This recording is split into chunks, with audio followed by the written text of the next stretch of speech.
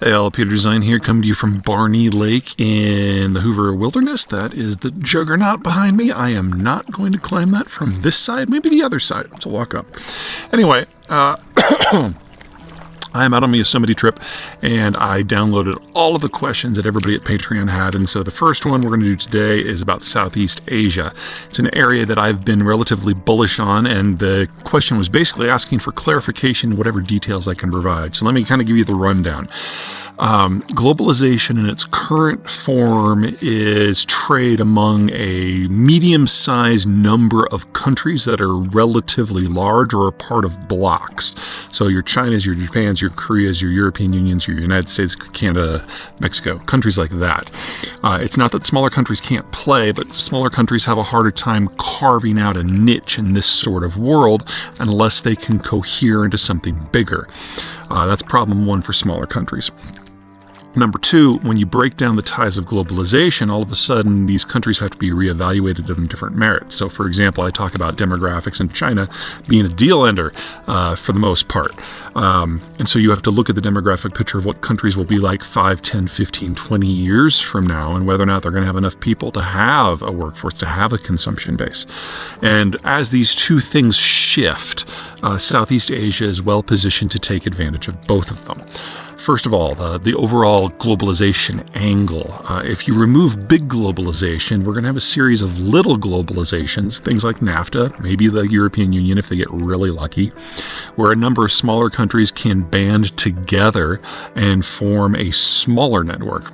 Well, the Southeast Asians have already done that. It's called ASEAN, the Association of Southeast Asian Nations.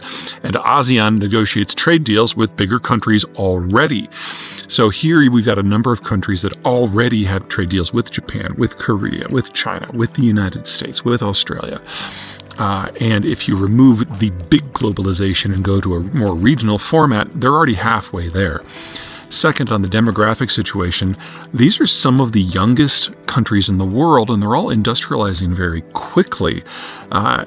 Vietnam and Indonesia specifically are two of the best structures we have, having a balance of people who are more mature, generating more capital, doing more value-added skills, and then people on the lower end who do more of the lower value-added skills. In addition, within Southeast Asia, there's a third factor. Not all the countries are the same.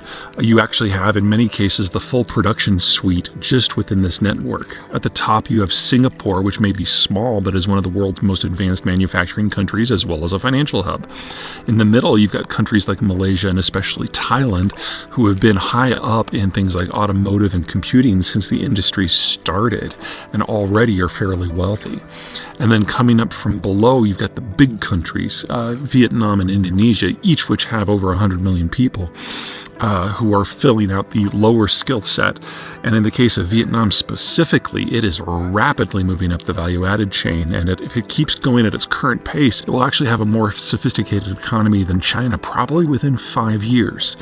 And if the politics work out, and who knows, you have countries like Myanmar who are much poorer, but have an excellent internal transport network and a lot of people who could do the very low-end things like assembly. You partner this sort of region with, say, Australia and New Zealand for food and resources, or the United States for technology and in markets. You have a really powerful combination. But my favorite thing about Southeast Asia is this isn't like the North European plain or the Eurasian steppe or northern China, where their history is defined by not just centuries but millennia of war and genocide. These are countries that really haven't fought one another for over 1,000 years.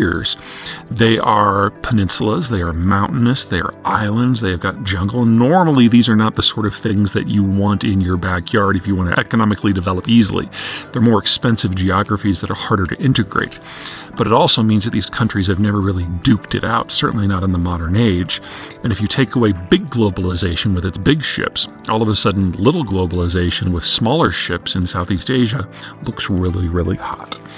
And based on what happens with India, they're right next door. So it doesn't really matter what the future of the post-globalized world looks like. These countries look good on their own. They look good with their nearby partners. They look good with the United States.